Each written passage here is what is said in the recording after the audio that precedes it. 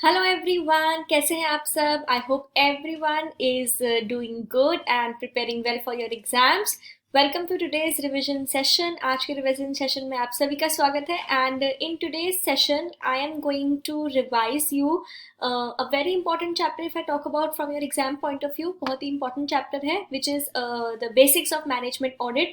ये आपके new study material के हिसाब से सेक्शन बी जो है आपका different types of audits like internal audit, internal control, management audit, उन सबका ही सेक्शन है। सेक्शन बी उसका चैप्टर नंबर 9 है। ये आपके न्यू स्टडी मटेरियल के हिसाब से basics of management audit theory chapter है। इसमें प्रैक्टिकल कुछ भी नहीं है। बेसिकली इसमें ये बताया गया है कि मैनेजमेंट ऑडिट क्या होती है, हम क्यों करते हैं, उसकी नीड क्या है, उसके एडवांटेजेस क्या है, क्या क्या क्वालिटीज होती है मैनेजमेंट ऑडिटर में, एंड इसका पूरा बेसिकली स्कोप क्या है। एंड हर चीज़ आप प्रैक्टिकली बहुत ज़्यादा रिलेट कर पाओगे क्योंकि because it is theory. But जिनको भी थ्योरी लर्न करने में प्रॉब्लम होती है उनको मेरा एक छोटा सा सजेशन है ये चैप्टर स्टार्ट करने से पहले कि कॉस्ट ऑडिट है या फिर और भी कोई काफ़ी सारे आपके ऐसे सब्जेक्ट्स हैं जो कि प्योरली थ्योरी बेस्ड है। जैसे आपका SPMBV जो है स्ट्रैटेजिक परफॉर्मेंस मैनेजमेंट का एंड बिजनेस वैल्यूएशन, उसमें बिजनेस वैल्यूएशन पार्ट आपका प्रैक्टिकल है बट जो SPM वाला पार्ट है it is all theory, major theory है वो। 50 मार्क्स की वहाँ से भी आपकी थ्योरी आती है एंड काफ़ी सारे अलग से सब्जेक्ट्स पे जैसे लॉ है वो भी आपका प्रॉपर थ्योरी सब्जेक्ट है। तो जिनको भी थ्योरी को रीड करने में या फिर थ्योरी रिटेन करने में प्रॉब्लम होती है, मैं आपको एक छोटी सी ट्रिक देती हूँ। हर चीज़ आप हिंदी में अपने आप समझ लें, understand each and everything, and उसके बाद थोड़े थोड़े की वर्ड्स हर चीज़ के आप याद रखिए जिससे कि आप अपने आंसर्स को अच्छे से फ्रेम कर पाए। अगर बेसिक कॉन्सेप्ट आपके दिमाग में क्लियर है कि ये चीज़ क्या होती है, क्यों होती है, ये हम क्यों कर रहे हैं, कैसे करते हैं एंड इसके क्या एडवांटेजेस हैं, क्या डिसएडवांटेजेस हैं, प्रैक्टिकल लाइफ से अगर normal day to day life से अगर आप रिलेट करके उसको अंडरस्टैंड करके रखते हैं तो आप इसको डेफिनेटली रिटेन कर पाएंगे। एंड थोड़े बहुत ही कीवर्ड्स हैं जो आपको हमेशा हर टॉपिक से रिलेटेड लर्न करने हैं, थोड़े बहुत ही कीवर्ड्स हैं जो आपको हमेशा ही याद करके रखने हैं ताकि आप एग्जाम्स में वो वर्ड्स लिखें एंड एग्जामिनर भी आपको अच्छे मार्क्स दे एंड आप अपना आंसर अच्छे से प्रेजेंट कर पाए, right. So let's start today's chapter. आज का chapter basics of management audit. सबसे पहले मैं बताती हूँ कि मैनेजमेंट ऑडिट क्या होता है। ऑडिट हम सबको पता है क्या है, इंडिपेंडेंट एग्जामिनेशन है। हर क्लास में हम यहीं से स्टार्ट करते हैं कि ऑडिट क्या होता है, क्योंकि कभी हम कॉस्ट ऑडिट पढ़ते हैं, कभी हम कुछ पढ़ते हैं। मैनेजमेंट ऑडिट की if I talk about today, management audit basically है audit of all the functions that a management perform in an organization. नाम से हमें पता चल रहा है मैनेजमेंट ऑडिट है तो मैनेजमेंट की ऑडिट कर रहे हैं हम कि पूरी मैनेजमेंट सारे फंक्शंस एक ऑर्गेनाइजेशन में जितने भी कंडक्ट करती है, एक ऑर्गेनाइजेशन में किस तरीके से आपके सारे प्रोसीजर्स फॉलो हो रहे हैं, आप कौन कौन सी चीज़ों का कंप्लायंस कर रहे हैं, किनका नहीं कर रहे हैं, किस तरीके से अपने बिजनेस को कंडक्ट कर रहे हैं, कौन कौन सी पॉलिसीज हैं जो आप अपने बिजनेस में फॉलो करते हैं। ओवरऑल अप्रेजल करना पूरी मैनेजमेंट की सारी टेक्निक्स का एंड सारे के सारे प्रोसीजर्स का। वी ऑल नो कि मैनेजमेंट और शेयर होल्डर्स में प्रिंसिपल एजेंट रिलेशनशिप होता है। क्यों? क्योंकि सारा पैसा एक ऑर्गेनाइजेशन में शेयर होल्डर्स लगाते हैं बट उनकी रिटर्न किस पे डिपेंड करती है कि ऑर्गेनाइजेशन कैसा परफॉर्म करेगी। एंड परफॉर्म क्या शेयर होल्डर्स कंपनी चलाते हैं? क्या शेयर होल्डर्स परफॉर्म करते हैं? नहीं, शेयर होल्डर्स सिर्फ अपना पैसा देते हैं and they have a stake in the company, they are interested in the performance of the company because they have invested their money and they obviously need returns from the organization। लेकिन ये returns generate करने में कौन help करता है? Management help करता है, क्योंकि management they act as agents on behalf of the principals that is the shareholders and पूरी बिजनेस को इवेलुएट करते हैं। पूरी बिजनेस परफॉर्मेंस को जो है एक मैनेजमेंट ही कंडक्ट कराता है। पूरी बिजनेस की परफॉर्मेंस कैसी होनी चाहिए, पूरा बिजनेस किन किन बेसिस पे कंडक्ट होगा, कि किस तरीके से आप अपना बिजनेस जो है स्टार्ट करेंगे, कौन कौन से प्रोसेसेस फॉलो करेंगे, कितनी आपकी उसके बिहाफ पे ग्रोथ होगी, everything is in the managements hand. तो मैनेजमेंट की हर एक प्रोसेस को, हर एक स्टेप को इवेलुएट करना इज मैनेजमेंट ऑडिट। ये हम बेसिकली क्यों कर रहे हैं? हम मैनेजमेंट ऑडिट इसलिए करते हैं कि हम देख पाए कि एक ऑर्गेनाइजेशन की प्रोडक्टिविटी कितनी है, उसकी एफिशिएंसी कितनी है, उसको ओवरऑल प्रॉफिटेबिलिटी, उसका परफॉर्मेंस जो है वो कैसा है। हर एक स्टेप को हम अच्छे से अंडरस्टैंड करते हैं। जैसे कि मैनेजमेंट के सारे स्टेप्स है, प्लानिंग है, ऑर्गेनाइजिंग, स्टाफिंग, डायरेक्टिंग, कंट्रोलिंग, जितने भी हम अपने 11th क्लास में भी बिजनेस स्टडीज में बेसिक पढ़ते थे कि क्या क्या एक मैनेजमेंट का काम है। ओवरऑल हर चीज़ ही मैनेजमेंट के हाथों में होती है। तो हर चीज़ को इवेलुएट करना, हर एक स्टेप को देखना कि मैनेजमेंट जो है वो कैसा वो स्टेप को परफॉर्म कर रहा है एंड अपने व्यूज उसमें देना कि किस तरीके से मैनेजमेंट अपने इस पर्टिकुलर स्टेप को इंप्रूव कर सकता है जिससे overall efficiency and overall performance, profitability, हर चीज कंपनी की इंक्रीज हो। चलिए अब देखते हैं नोट्स में क्या लिखा है। Let's start the chapter. It is आपके न्यू मॉड्यूल के हिसाब से it is chapter number 9, the basics of management audit. सबसे पहले है कि हम मैनेजमेंट ऑडिट क्यों कर रहे हैं. हम मैनेजमेंट ऑडिट कर रहे हैं एफिशिएंसी को असेस करने के लिए एंड प्रॉफिटेबिलिटी को असेस करने के लिए. अब थ्योरी में अगर प्रॉब्लम है, देखो अंडरलाइन किए हुए हैं, ये दो वर्ड्स आप लर्न करो, एफिशिएंसी एंड प्रॉफिटेबिलिटी. ऑडिट कर रहे हैं एफिशिएंसी देखने के लिए कि प्रॉपरली मैनेजमेंट कितना एफिशिएंट है, जो गोल सेट हुए हैं उनको परफॉर्म करने में, उनको मीट करने में किस तरीके के प्रोसीजर्स फॉलो कर रहा है, एंड वो जो ऑब्जेक्टिव्स ले डाउन करे हैं वो एक्चुअली में किस एक्सटेंट तक फॉलो हो रहे हैं, किस एक्सटेंट तक फुलफिल हो रहे हैं. डेफिनेशन पढ़ते हैं एक बार मैनेजमेंट ऑडिट की. डेफिनेशन क्या कहती है, ये असेसमेंट है. किस चीज का असेसमेंट है, of how well an organisation's management team is applying its strategies and resources. अपनी स्ट्रेटजीज जो भी आपने प्लानिंग्स करी हैं वो सब, और आपके रिसोर्सेज जितने भी हैं उन सबको कितने एफिशिएंटली, कितने इफेक्टिवली एक मैनेजमेंट जो है वो अपनी कंपनी में अप्लाई कर रहा है. और ये ओवरऑल परफॉर्मेंस जो भी है मैनेजमेंट की, उसका ऑडिट है. यही चीज मैंने आपको बताई थी कि ओवरऑल परफॉर्मेंस एक मैनेजमेंट की कैसी है, ये हमें अगर टेस्ट करना है तो हम उसके लिए कंडक्ट करते हैं management audit.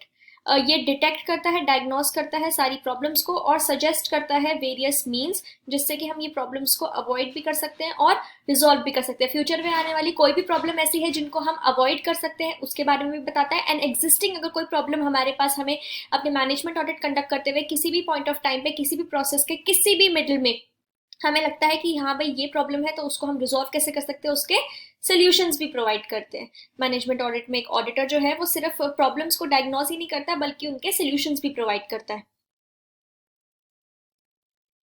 The next thing we have is purpose. Purpose क्या है मैनेजमेंट ऑडिट का, हमने पढ़ा एफिशिएंसी देखना एंड ओवरऑल परफॉर्मेंस देखना. एक ऑर्गेनाइजेशन कितने अच्छे से अपने सारे रिसोर्सेज को यूज कर रहा है, अपनी स्ट्रैटेजीज जो ले डाउन करी थी उनको कितने इफेक्टिवली, कितने एफिशिएंटली आप परफॉर्म कर रहे हैं, ओवरऑल ऑर्गेनाइजेशन की परफॉर्मेंस कैसी है, यही इसका पर्पस है. क्योंकि हमें यही देखना है कि मैनेजमेंट अपने सारे फंक्शंस किस तरीके से, कितने इफेक्टिवली, कितने एफिशिएंटली परफॉर्म कर रहा है, एंड ओवरऑल परफॉर्मेंस पे उसका कितना इम्पैक्ट पड़ रहा है एक ऑर्गेनाइजेशन की. इवेलुएट कर रहे हो आप मैनेजमेंट की टीम की effectiveness with respect to work in interest of all stakeholders. जितने भी स्टेक होल्डर्स हैं उनके रिस्पेक्ट में आप किस तरीके से वर्क कर रहे हो. अभी मैंने बताया शेयर होल्डर्स के साथ तो इनका प्रिंसिपल एजेंट रिलेशनशिप है. गुड रिलेशंस आपने मेंटेन करने हैं एम्प्लॉयज के साथ ऑब्वियसली, क्योंकि मैनेजमेंट का काम में ये ह्यूमन रिसोर्स डिपार्टमेंट भी आता है. तो ह्यूमन रिसोर्स में भी आपका ये है कि सबसे इंपॉर्टेंट एसेट जो होती है ऑर्गेनाइजेशन की, वो उसके ह्यूमंस हैं, जो उसके ह्यूमन रिसोर्स है विच इज द एम्प्लॉयज. तो आप एम्प्लॉयज के साथ किस तरीके के उनको आप कंपनसेशन पे कर रहे हो, वो कितने मोटिवेटेड हैं, किस तरीके से आपके उनके साथ रिलेशन है, each and everything which you can possibly think of in an organization, हर चीज की overall A to Z appraisal is the management audit. पूरा ओवरऑल इसका स्कोप हमेशा ही वाइडर है as compare to any other kind of audit. क्योंकि अगर हम स्टैट्यूटरी ऑडिट की बात करें तो उसमें सिर्फ आप थॉरली फाइनेंशियल परफॉर्मेंस को, फाइनेंशियल स्टेटमेंट्स को एग्जामिन करते हो. कॉस्ट ऑडिट की अगर हम बात करें तो आप प्योरली कॉस्ट रिकॉर्ड्स को एंड कॉस्टिंग से रिलेटेड जितने भी आपके कॉस्ट रिकॉर्ड्स है, कॉस्ट अकाउंट्स है, उन सबको ही आप ऑडिट करते हो. आप इंडिपेंडेंट एग्जामिन उन्हीं का करते हो और आप अपना ओपिनियन भी उन्हीं चीज़ों पे देते हो कि हाँ भाई एक कॉस्ट ऑडिट की जो आपने करी है उसमें आप सारे रिकॉर्ड्स ठीक तरीके से ऑर्गेनाइजेशन के आपको मिले हैं या नहीं मिले हैं. बट मैनेजमेंट ऑडिट बेसिकली सारे फंक्शंस को एक ऑर्गेनाइजेशन में जितने भी होते हैं डे टू डे बेसिस पे, each and every function is covered in management audit. Alright, then we have few objectives. इसी चीज को पॉइंट वाइज लिखना जो मैंने अभी आपको बताया. पर्पस हो गया, ऑब्जेक्टिव हो गया, स्कोप हो गया, नेचर हो गया, ये सब अलग अलग डिफरेंट वर्ड्स हैं, सिनोनिम्स हैं.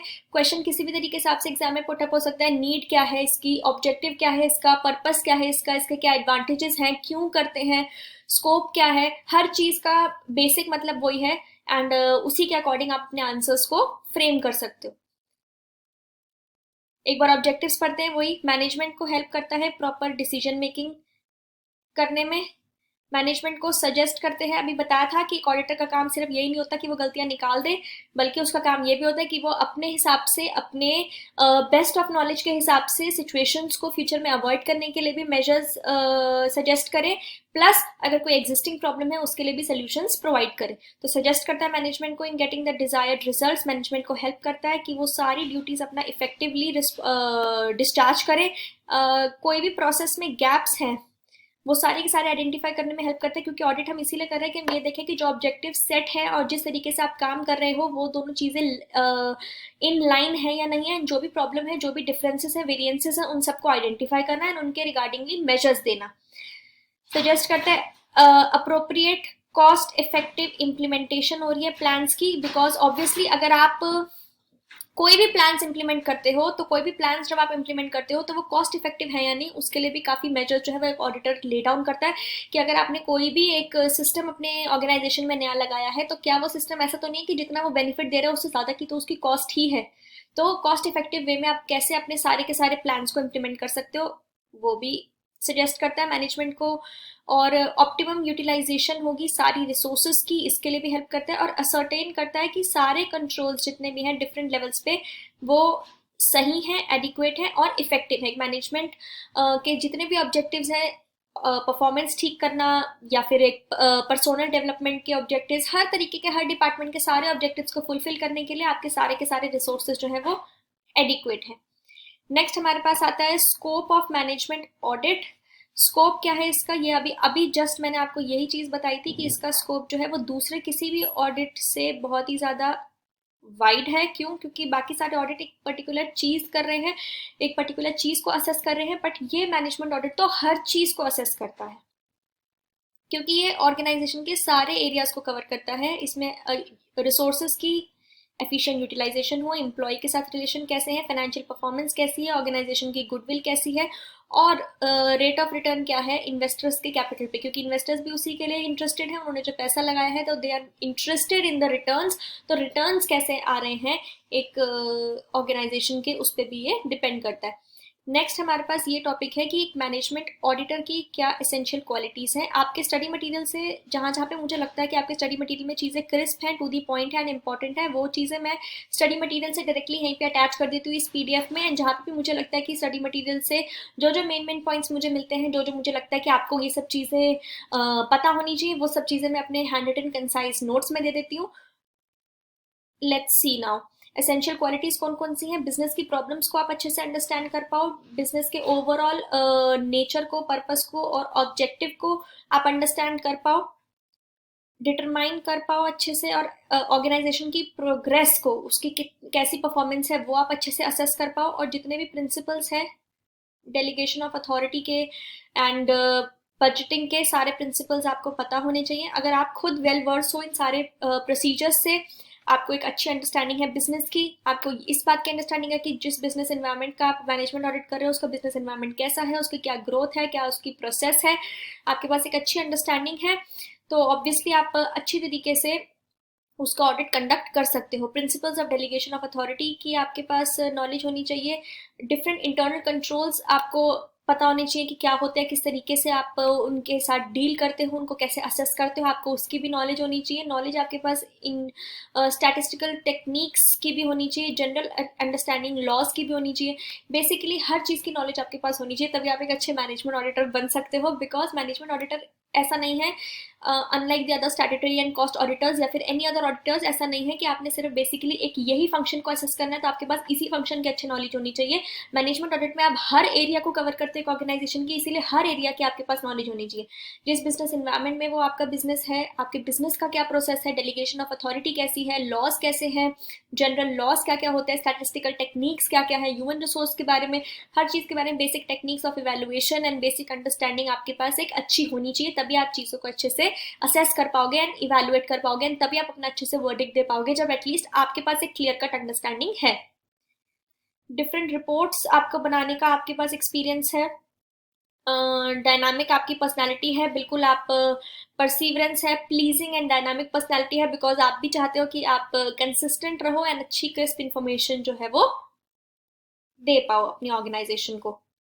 इसकी फिर आती है नीड्स एंड एडवांटेजेस, इसकी क्यों ज़रूरत है मैनेजमेंट ऑडिट की और इसके क्या एडवांटेजेस हैं। घूम फिर के वही सारे एडवांटेजेस आ जाएंगे इसमें भी, कि मैनेजमेंट को हेल्प करता है पूरे बिजनेस को अच्छे से अंडरस्टैंड करने में, परफॉर्मेंस इंप्रूव होती है, कॉस्ट इफेक्टिव प्लान्स आप जो है इंट्रोड्यूस करा सकते हो अच्छे से अपने ऑर्गेनाइजेशन में, आपके ओवरऑल गुडविल जो है वो इंप्रूव होगी, आपके जो गैप्स हैं अपने स्ट्रैटेजी सेट एंड इम्प्लीमेंटेशन, उनके बीच का जो गैप है वो कम होगा, आपकी एफिशिएंसी बढ़ेगी, effective utilisation of all the resources होगा, एंड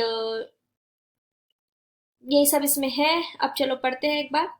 मैनेजमेंट को हेल्प करता है कि आप अच्छे से प्लान बना पाओ, पॉलिसी बना पाओ, सेट ऑब्जेक्टिव, जो भी ऑब्जेक्टिव आपने सेट किया, मैनेजमेंट ऑडिट हो रहा है, एक बार एक अप्रेजल हो रहा है, हर चीज़ को गो थ्रू आप चेक कर रहे हो, तो इसीलिए आप अपने ऑब्जेक्टिव्स को भी अच्छे से मीट कर सकते हो। मैनेजर्स को हेल्प करता है प्रोसेस गैप के ऊपर इनपुट देने में, प्लानिंग्स को इम्प्रूव करने में हेल्प करता है, ठीक है। और ये एसेंशियल है जब भी आप कोई बड़े प्रपोजल लेते हो, जैसे मर्जर होना है, एक्विजिशन होना है, टेक ओवर है, अमलगमेशन है, इन सब मैटर्स से रिलेटेड जब भी बात होती है तो आप ऑब्वियसली पूरे बिजनेस को एक बार एनालाइज करते हो, ओवरव्यू करते हो पूरे बिजनेस का। इसके लिए बहुत ज़्यादा इंपॉर्टेंट है कि मैनेजमेंट ऑडिट रिपोर्ट भी आप एक बार देखो, तो मैनेजमेंट ऑडिट आपको उन सब डिसीजंस को लेने में भी बहुत हेल्प करता है। ऑर्गेनाइजेशन को स्वॉट एनालिसिस में बहुत हेल्प करता है, strength, weaknesses, opportunities and threats को आइडेंटिफाई करने में हेल्प करता है, क्योंकि आप हर चीज़ का ही ओवरव्यू कर रहे हो, हर चीज़ को ही आप अच्छे से एनालाइज कर रहे हो, तो इसीलिए आप एक बिजनेस की स्ट्रेंथ्स क्या है, उसकी वीकनेसेस क्या है, उसकी अपॉर्चुनिटीज क्या है, एंड आपके जितने भी पॉसिबल थ्रेट्स हैं उन सब चीज़ों से भी आपको ये अवगत करवाता है, आपको बताता है। और कॉस्ट बेनिफिट एनालिसिस में भी हेल्प करता है, ये हमने स्टार्टिंग में भी पढ़ा था कि कोई भी cost effective implementation of plans में भी ये बहुत ही ज़्यादा आपको हेल्प करता है, क्योंकि आप ये हर चीज़ अच्छे से देख के करते हो कि ये पर्टिकुलर प्रोसेस जो लग रहा है इसमें से बेनिफिट आपको कितना डिराइव हो रहा है, उस चीज़ की कॉस्ट कितनी है, तो cost effective ways of implementation and improvement of the performance भी करता है, right. Then we have functions of management audit. Management audit का फंक्शन क्या है, सारे फंक्शन इसके अंदर कवर्ड होते हैं, ये तो हमने पहले ही देख लिया था कि सारे फंक्शंस होते हैं, सारे एरिया से एक मैनेजमेंट ऑडिट कवर करता है एक ऑर्गेनाइजेशन की, जैसे manufacturing, human resource, marketing, finance, research and development जो आपका R&D डिपार्टमेंट होता है, एंड पर्सोनल पॉलिसीज। हर चीज एक ऑर्गेनाइजेशन के सारे फंक्शनल एरिया, जितने भी ऑर्गेनाइजेशन में ऐसे फंक्शनल एरियाज है जो कि you can possibly think of, management audit is examining each and every area. जितना भी आपका स्कोप है, सारा स्कोप ऑफ वर्क, सारे एरियाज का रिव्यू मैनेजमेंट ऑडिट करता है, प्रोवाइड करता है वैल्यूएबल सजेशंस मैनेजमेंट को। पूरे कंडक्ट के बाद वैल्यूएबल सजेशंस भी आप देते हो, पॉसिबल आपको जितनी भी प्रॉब्लम्स दिखती हैं उन सब प्रॉब्लम्स का सजेशन आप देते हो, एंड उसी के साथ साथ जो भी आपको लगता है कि पॉलिसीज में और उसमें गैप्स हैं, उन गैप्स को लेस नैरो करने में आप हेल्प करते हो, एंड प्रॉपरली हर ऑब्जेक्टिव जो है अचीव हो जाए इन मोस्ट कॉस्ट बेनिफिशियल वे, उसमें आप हेल्प करते हो। ऑल राइट, सो अब हमारे पास आता है role of CMAs in management audit. अब CMAs का क्या रोल है मैनेजमेंट ऑडिट में? हमारा तो भाई बहुत बड़ा रोल है, क्योंकि एक मैनेजमेंट ऑडिट एक CMA भी कंडक्ट कर सकता है, हमें भी हर चीज़ की नॉलेज अच्छे से होती है। हम तो वैसे भी इतना कुछ पढ़ पढ़ के आ रखे होते हैं कि ऐसा कुछ भी नहीं है जो हमसे छूटा हो, तो हमें तो हर चीज़ की बहुत अच्छी नॉलेज है, तो हम भी एक मैनेजमेंट ऑडिटर बन सकते हैं। लेकिन एक बात का हमें हमेशा ध्यान रखना होता है कि अगर हम एक कंपनी का इंटरनल ऑडिट कर रहे हैं तो हम उसी टाइम पे साइमल्टेनियसली उस कंपनी का मैनेजमेंट ऑडिट नहीं कर सकते। इंटरनल ऑडिट का भी चैप्टर है जो कि इक्वली इंपॉर्टेंट है आपके एग्जाम में भी, तो जब हम उस चैप्टर का रिविजन करेंगे तब मैं आपको ये बात जरूर बताऊंगी कि इंटरनल ऑडिट क्या होता है, किस तरीके से करते हैं, इंटरनल कंट्रोल्स का वेरिफिकेशन कैसे होता है। बट अभी के लिए एज ऑफ नाउ आप बस इतना ध्यान रखिए कि internal audit basically statutory audit या कॉस्ट ऑडिट से पहले एक बार आप खुद से अपनी ऑर्गेनाइजेशन में जो ऑडिट कंडक्ट करते हैं उसको बोलते हैं कि आप इंटरनली मैनेजमेंट को आप आंसरेबल होते हो। कोई भी स्टैट्यूटरी ऑडिट होती है तो वो स्टैट्यूटरी ऑडिट के अंदर आपकी फाइनेंशियल ऑडिट और कॉस्ट ऑडिट सब कुछ ही आती है। स्टैट्यूटरी मतलब जो कि लॉ ने लिखी गई है ऑडिट करवाना, तो कोई भी अगर आपकी स्टैट्यूटरी ऑडिट होती है तो उसके अंदर आप आंसरेबल होते हो। आप गवर्नमेंट को जो भी आपने अपना देना है, आप बोर्ड को अपना डिसीजन जो है वो दे देते हो। कोई भी अगर आपको कोई भी फ्रॉड वगैरह दिखता है तो आप तुरंत सेंट्रल गवर्नमेंट को उसमें रिपोर्ट करते हो, कोई भी देरी नहीं करते हो। बट इंटरनल ऑडिट जो है वो internally before conducting of any stat audit आप खुद से कंडक्ट करवाते हो, तो आप आंसरेबल होते हो मैनेजमेंट को। उसकी रोल्स, रिस्पॉन्सिबिलिटी सब कुछ एक मैनेजर ही डिसाइड करता है, पूरी मैनेजमेंट ही आपको डिसाइड करके बताती है कि हाँ भैया ये रूल्स है, आपने ये इस तरीके से करना, और आप हमें आंसरेबल हो, हमें अकाउंटेबल हो। तो आप वो भी एक CA/CMA कोई भी कर सकता है इंटरनल ऑडिट, बट अगर आप उस कंपनी के इंटरनल ऑडिट कर रहे हो तो साइमल्टेनियसली आप मैनेजमेंट ऑडिट नहीं कर सकते। CMAs कंडक्ट कर सकते हैं इंटरनल ऑडिट भी और मैनेजमेंट ऑडिट भी एक ऑर्गेनाइजेशन की, लेकिन आप साइमल्टेनियसली इंटरनल ऑडिटर नहीं बन सकते। कहने का वही मतलब है कि अगर आप ऑलरेडी इंटरनल ऑडिटर हो तो आप मैनेजमेंट ऑडिट नहीं कर सकते, एंड वाइस वर्सा। ये बेसिकली क्यों है, ये सेक्शन क्यों ऐसा बोला गया है? कर तो CMA का क्या रोल है, आपको हर चीज़ की नॉलेज है, वेल वर्स हो हर चीज़ के लॉ से, रेगुलेशन से, हर चीज़ से, बिजनेस की अंडरस्टैंडिंग से, सब कुछ ही आपको आता है। हम तो वैसे भी इतना कुछ पढ़ चुके हैं कि हमसे ऊपर शायद ही कोई होगा जिसको कुछ ना आता हो, या फिर कुछ ऐसा जिसको हमसे ऊपर कोई शायद ही होगा जिसको सब कुछ आता हो। तो हम तो भाई हमें तो सब कुछ आता है, लेकिन इंटरनल ऑडिट और मैनेजमेंट ऑडिट आप क्यों नहीं कर सकते एक साथ? Just because of the fact कि आप ऑलरेडी सारे फंक्शंस का इवैल्यूएशन कर रहे हो, तो आप आंसरेबल उसके बाद इंटरनल ऑडिट के लिए मैनेजमेंट को नहीं हो। ठीक। मैनेजमेंट को जिस तरीके से एक इंटरनल ऑडिटर की ड्यूटीज होती है और वो ड्यूटीज है, सेल्फ रिव्यू थ्रेट की भी बात आ जाती है, तो इसीलिए दोनों चीजें आप साइमल्टेनियसली नहीं करते। अब आते हैं जी स्टेप्स ऑफ मैनेजमेंट ऑडिट पे। चलिए स्टेप्स देखते हैं एक बार मैनेजमेंट ऑडिट की क्या है। वही बेसिकली वहीं से सारे स्टार्ट है। अंडरस्टैंड करोगे सबसे पहले आप अपने बिजनेस का ऑब्जेक्टिव और स्कोप रिव्यू का, कि आपने क्या रिव्यू करना है। पहले तो आपके पास उस चीज़ का अच्छे से प्लान होना चाहिए, ठीक है। आप सिलेक्ट करोगे area of operation of management, then आप इम्पॉर्टेंट सारे अप्रोप्रिएट डॉक्यूमेंट्स कलेक्ट करोगे जो भी आपको चाहिए होंगे अपने ऑडिट करते टाइम। डिटरमाइन करोगे कि क्या जो स्टैंडर्ड्स थे उससे आपके एक्चुअल रिजल्ट मीट कर रहे हैं, और अगर नहीं मीट कर रहे तो उसका क्या रीज़न है। अगर आपने जो स्टैंडर्ड सेट किए थे वो और जो आपकी एक्चुअल परफॉर्मेंस निकल के आई वो, उन दोनों में क्या फ़र्क है, क्या डिफरेंस है, उस बेसिकली वो डिफरेंस का रीज़न क्या है, ये भी आपने अंडरस्टैंड करना है, इवेलुएट करके उसको एक्सट्रैक्ट करना है। जस्ट बिकॉज कि क्या आपने जो टारगेट सेट किए थे, क्या वो टारगेट ही बहुत ही अनरियलिस्टिक थे, या फिर आपकी एक्चुअल परफॉर्मेंस जो थी वो सही से नहीं बन पाई। टारगेट तो आपने सही सेट किया था, अचीवेबल था, बट आप लोग की परफॉर्मेंस में कमी रह गई, वहां पे दिक्कत आ गई, एंड परफॉर्मेंस में भी कमी थी, तो कहाँ पे दिक्कत आई, वही सब चीज़ें इसमें आपको बतानी है। देन आपने इस्टेब्लिश करना है कि क्या किस तरीके से आप क्या करोगे, सजेस्ट करोगे मेजर्स, कि आप प्लानिंग, ऑपरेशन, एग्जीक्यूशन और परफॉर्मेंस कंट्रोल्स, हर चीज़ को मेजर करने का, कि क्या क्या स्टेप्स आप ले सकते हो। डिटेल इन्वेस्टिगेशन उसके बाद आप कैरी करोगे, और अपनी जितनी भी रिपोर्टिंग्स हैं वो सारी की सारी दोगे, और रिकमेंडेशंस अपनी दोगे, क्योंकि रिपोर्टिंग भी आपने करनी है, तो सारी चीज़ की रिपोर्टिंग आप दोगे एंड अपनी रिकमेंडेशंस दोगे। ठीक। देन वी हैव, अभी हमने सबसे ऊपर क्या पढ़ा था कि सेकंड स्टेप हमारा क्या था। सबसे पहले तो हमने ऑब्जेक्टिव और स्कोप डिसाइड करना है अपनी ऑडिट का, एंड सेकंड स्टेप हमारा था कि हम इंपॉर्टेंट इन्फॉर्मेशन जितनी भी है, सारी डॉक्यूमेंट्स वो कलेक्ट करेंगे। तो वो कहाँ से कलेक्ट कर सकते हैं हम इंफॉर्मेशन, उस चीज़ के बारे में पढ़ते हैं एक बार। हम इंफॉर्मेशन कहाँ से सोर्स कर सकते हैं? तो इंफॉर्मेशन सोर्स करने के ये 1 2 3 4 5 6, ये 6 तरीके हैं हमारे पास, ये 6 वेज है जहाँ से हम कोई भी इंफॉर्मेशन ऑर्गेनाइजेशन की एक्सट्रैक्ट कर सकते हैं। सबसे पहला है survey, then we have management reports and reviews, then we have internal audit का रिव्यू, जो इंटरनल ऑडिटर ने रिव्यू दिया होगा वो रिपोर्ट से भी हमें पता लग सकता है, एक अच्छी अंडरस्टैंडिंग हमें मिल सकती है।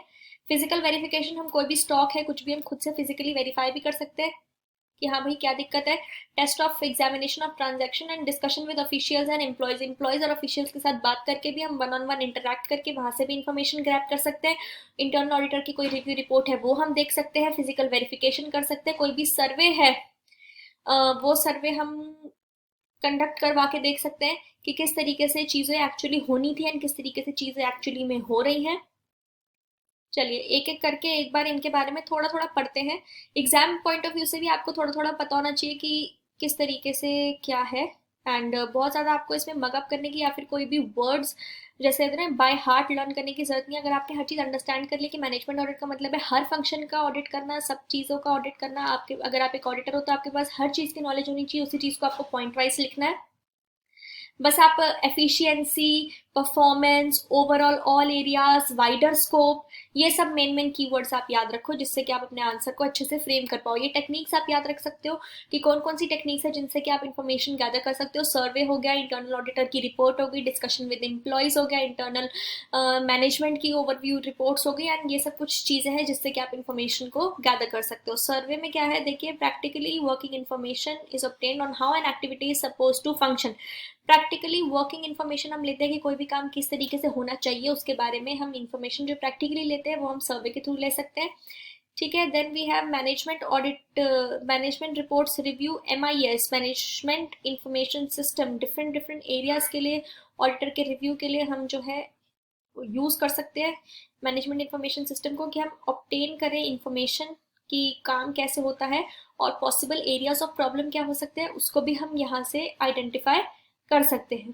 इंटरनल ऑडिटर का रिव्यू ये बहुत ही वैल्यूएबल सोर्स है इंफॉर्मेशन का, जो कि इंटरनल ऑडिटर अपनी जब इंटरनल रिपोर्ट देता है तो हम उसको पढ़ के भी ये चीज़ का अंदाज़ा लगा सकते हैं कि ऑर्गेनाइजेशन में सारे के सारे कंट्रोल्स, सारे चीज़ें किस तरीके से वर्क कर रही है, एंड वहाँ की फाइंडिंग्स में हमें क्या चीज़ें दिखी थी, ताकि हम भी एक बार उन सब चीज़ों के लिए और ज़्यादा श्योर हो जाएं एंड अच्छे से एक बार कंसिडर करें उन चीज़ों को भी जो भी हमारे इंटरनल ऑडिट में फाइंडिंग्स आई थी। ठीक है, it throws light on the weaknesses, management के सिस्टम में जो भी वीकनेसेस हैं उसमें इंटरनल ऑडिट रिपोर्ट भी एक बार हमें कंट्रीब्यूट कर देता है कि हम अच्छे से उन बातों को भी देख लें। देन ये हमारे पास है फिजिकल वेरिफिकेशन। ये हम खुद से देख लेते हैं कि भाई कोई एसेट हमारे पास एक्चुअली में है भी या नहीं, तो ये फिजिकली वेरीफाई करने के लिए हेल्प करता है हमें। टेस्ट ऑफ ट्रांजैक्शंस, हम बेसिकली ट्रांजैक्शंस को सारे टेस्ट कर लेते हैं कि भाई जो चीज़ें लिखी थी, जिस तरीके से लिखी थी, वो चीज़ें वैसे हो भी रही हैं या नहीं। And then discussion with officials and employees, ये मैंने आपको बताया कि मैनेजमेंट ऑडिटर जो है वो एम्प्लॉयज़ के साथ वन ऑन वन इंटरेक्शन करके, मैनेजमेंट के साथ वन ऑन वन इंटरेक्शन करके इन्फॉर्मेशन एक्सट्रैक्ट कर सकते हैं कि ओके इस चीज़ में बेसिक अंडरस्टैंडिंग किसी भी चीज़ की कोई भी अगर आपको नहीं समझ में आ रही है तो वहाँ से उनके साथ बात करके भी आप वो अंडरस्टैंडिंग ले सकते हो कि how basically things work in the organisation, right. Then we have this techniques of management audit की टेक्निक्स क्या क्या है। अकाउंटिंग टेक्निक्स है आपके पास कुछ, इनके बेसिकली आप नाम याद रख लो तो एग्जाम पर्पस के लिए तो उतना मोर देन इनफ। कुछ अकाउंटिंग टेक्निक्स है जिससे आप परफॉर्मेंस को इवेलुएट कर सकते हो, जो कि हम हमेशा ही पढ़ते आ रहे हैं। Accounting techniques, break even analysis हम पढ़ते आ रहे हैं, budgetary control, cost management techniques, discounted cash flow, cost benefit analysis, ये कुछ ऐसे टेक्निक्स हैं जो कि हम हमेशा अपने एसएफएम में, एससीएम में, सब्जेक्ट्स में हम पढ़ते आ रहे हैं। इस तरीके से हम अकाउंटिंग और इकोनॉमिक परफॉर्मेंस जो है एक ऑर्गेनाइजेशन की वो असेस कर सकते हैं। तो यहाँ पे आपको बस उनके नाम देने हैं, जैसे स्टैंडर्ड कॉस्टिंग हो गया, activity based costing, quality control. तो accounting technique sorry, accounting techniques जितनी भी हैं वो सारी ये है जिन तरीके से आप अपने मैनेजमेंट को रिपोर्ट अपनी दे सकते हो। देन हमारे पास कुछ साइंटिफिक टेक्निक्स आती हैं जैसे कि लीनियर प्रोग्रामिंग, ट्रांसपोर्टेशन, असाइनमेंट, ये साइंटिफिक टेक्निक्स में आता है। ये भी आप अपने ग्रुप 3 में कॉस्टिंग में ऑलरेडी आप ये सब पढ़ चुके होंगे। कॉस्टिंग एंड डिसीजन मेकिंग में लीनियर प्रोग्रामिंग, ट्रांसपोर्टेशन, असाइनमेंट किस तरीके से हम करते हैं। नेटवर्क एनालिसिस ये भी आप कर चुके हो। एंड अगर आपने अभी नहीं दिया है ग्रुप 3 तो आप ये चीज़ें वहाँ पे प्रैक्टिकली आप देखोगे कि किस तरीके से ये टेक्निक्स का आप यूज़ करते हो, network drawing and everything. Statistical techniques में आपके पास आएंगी activity sampling, Monte Carlo simulation, ये सिमुलेशन भी आप, मोंटे कार्लो सिमुलेशन ये भी आप पढ़ चुके होंगे अभी अपने कॉस्टिंग में। सैम्पलिंग हमें पता है कि कोई भी कंट्रोल्स अगर हमें एक्सरसाइज करने तो सैम्पलिंग करने से भी हम उसमें से जो है अपना सैम्पल साइज सिलेक्ट कर सकते हैं एंड उससे भी हम अपना ओपिनियन दे सकते हैं।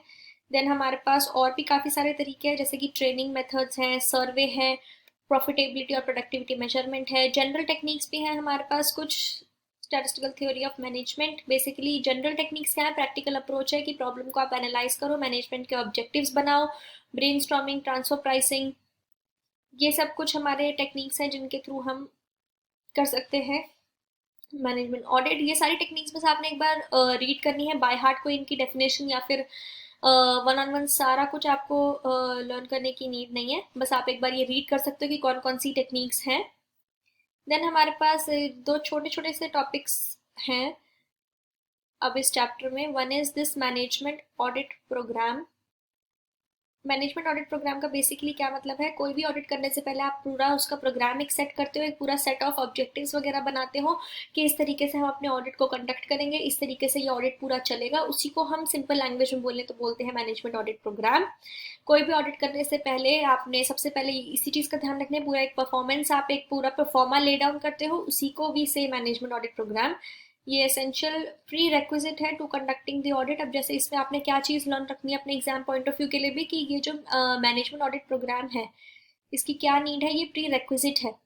मतलब कोई भी ऑडिट करने से पहले आपके पास ये चीज़ होनी चाहिए। तो ये आपको ये पता लग गया, तो ये वर्ड आप याद रखोगे। और ये है क्या, प्रॉपर प्रोसीजर जो आप फॉलो करोगे कि आप सारे एस्पेक्ट्स को कवर कर सको, अपनी पूरी ऑडिट अच्छे से कर सको, टाइमली फिनिश कर सको और कोई भी एस्पेक्ट आपसे छूटे नहीं। उसके लिए जो भी चीज़ें राइटिंग में आप इसका पूरा बनाते हो उसी को आप बोलते हैं मैनेजमेंट ऑडिट प्रोग्राम।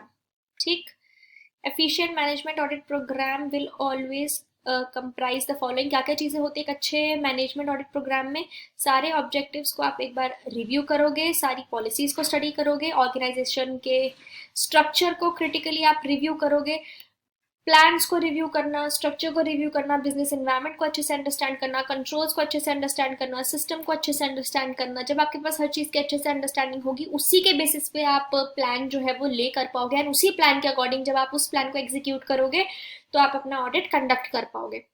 बेसिकली पूरा पाथ है कि ये पाथ है मैनेजमेंट ऑडिट प्रोग्राम। ये अगर हमने ये पाथ अच्छे से कंडक्ट किया है तो उसी रोड पे हम स्मूथली वर्क कर सकते हैं। तो ये मैनेजमेंट ऑडिट प्रोग्राम ये पाथ है जिसपे हम अपने सारे प्रोसीजर्स, अपना हर चीज़ ले डाउन करेंगे। ले डाउन करने के बाद ये रोड है जिस रोड पे हम इतना स्मूथली हम उसी चीज़ को फिर करेंगे कंडक्ट। ठीक, कोई भी ऑडिट करने से पहले हमें पूरा रिटन में उसके बारे में हर चीज़ पता होनी चाहिए। रिटन में हमें पास हर चीज़ होनी चाहिए कि ये ऑब्जेक्टिव्स हैं, हम इस तरीके से अपने प्लानिंग से चलेंगे। हम अगर पढ़ते भी हैं तो भी हम एक स्टडी टाइम टेबल बनाते हैं, एक स्टडी प्लान बनाते हैं। तो वो प्लान क्या है बेसिकली कि हमें हमें हर चीज़ पता है कि हाँ हमारे इस सब्जेक्ट में इतनी प्रिपरेशन है, इतने डेज हैं, इतना टाइम है, इतने आवर्स हैं, अब हमें इसे इक्वली डिस्ट्रीब्यूट करना है। उसी के अकॉर्डिंग हम काम करते हैं ताकि हमारा मैक्सिमम आउटपुट निकले एंड हर एग्जाम हम अच्छे से क्लियर कर लें।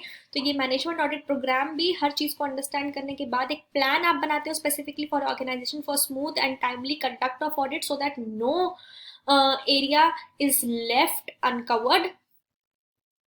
Then we have management audit team.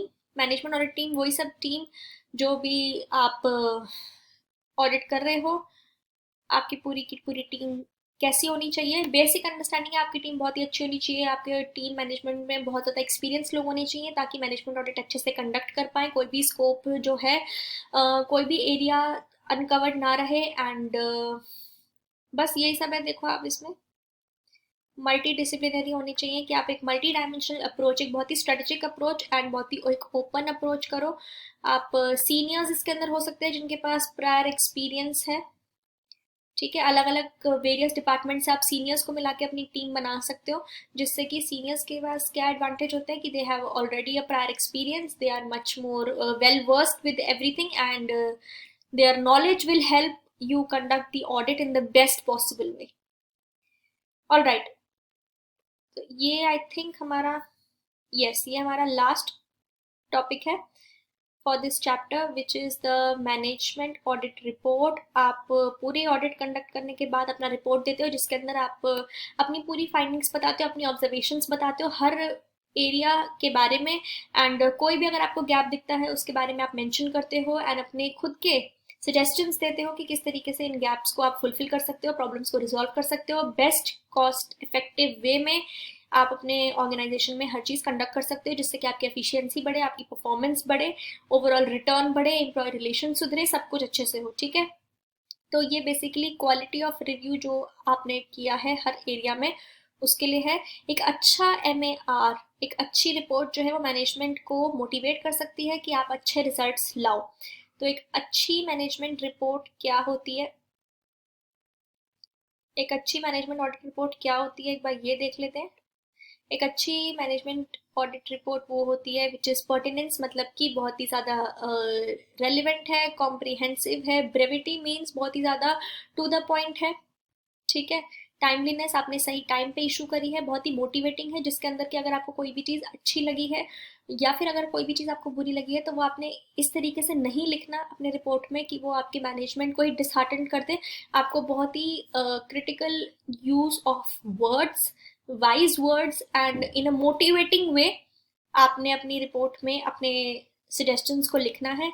Appropriate होनी चाहिए, बिल्कुल सही होनी चाहिए and data based to support the outcome. अगर आप कोई चीज़ बोल रहे हो तो आपके पास उसको सपोर्ट करने के लिए प्रॉपर डेटा भी होना चाहिए। ठीक, then we have contents of a management audit report. Management audit report में क्या क्या चीज़ें होनी चाहिए ये एक बार देखते हैं। मैनेजमेंट ऑडिट रिपोर्ट के क्या क्या कंटेंट्स हैं। Management audit reports are often labelled as exception reporting. इसको एक्सेप्शन रिपोर्टिंग भी कहा जाता है। ये एक वर्ड आप यहाँ से याद रख लेना कि इसको often it is known as exception reporting. इसके अंदर क्या क्या चीज़ें आती हैं? रिपोर्ट जो भी आप बना रहे हो उससे कि मैनेजमेंट को हेल्प होनी चाहिए कि मैनेजमेंट जो है वो कंपैरिजन स्टडी कर पाए ऑर्गेनाइजेशन को रिव्यू कर पाए, एग्जीक्यूटिव्स की इफेक्टिवनेस को अप्रेस कर पाए, डिपार्टमेंट की जो भी वीकनेस है आपके रिपोर्ट में वो चीज़ें अच्छे से क्लियरली विजिबल होनी चाहिए, जिससे कि मैनेजमेंट को हेल्प मिले वो रिपोर्ट पढ़ के कि हाँ ये हमारी वीकनेस है, ये हमारी वीकनेस आइडेंटिफाई हुई है, और मैनेजमेंट के पास जो है एक अवेयरनेस हो regarding the prudent management practices, जितनी भी मैनेजमेंट प्रैक्टिसेस हैं उनके अगेंस्ट एक अच्छी अवेयरनेस भी क्रिएट हो। ठीक है, and that is pretty much it in this chapter. ये चैप्टर होता है यहाँ पे खत्म। बहुत ही छोटा चैप्टर है, प्योरली थ्योरी बेस्ड चैप्टर है। बहुत सारे chapters, in fact maximum chapters in cost audit is are theory chapters. तो I hope that you found the video very helpful, and short में मैंने आपको बताया कि किन किन चीज़ों को, किन किन वर्ड्स पे आपने फोकस रख के आप अच्छी तरीके से पूरे चैप्टर को कर सकते हो एग्जाम पॉइंट ऑफ व्यू से भी। Yes, it is one of the important chapters. Chapter number 9 है ये आपके न्यू स्टडी मटेरियल के हिसाब से। कोई भी अगर आपको डाउट है इस चैप्टर में, कोई भी चीज़ ऐसी है जो कि you want me to explain again, या फिर कोई भी चीज़ आपको कोई भी डाउट है, feel free to write it down in the comment section down below.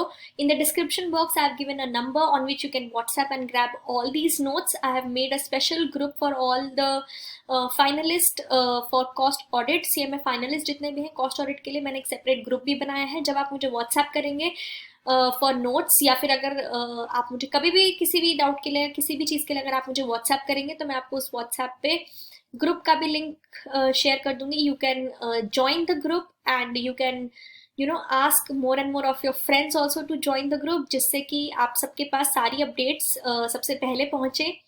Time is always very less, so I wish you all the very best. Do study hard, and all my best wishes are always with you all. Thank you so much for watching the video, and do share your valuable feedback. And for the notes, you can always WhatsApp me, and do share the video with your fellow CMA friends, जिससे कि वो भी अपनी revisions जो हैं वो on time फटाफट करते रहे. Thank you so much everyone, all the very best to all of you. Bye bye.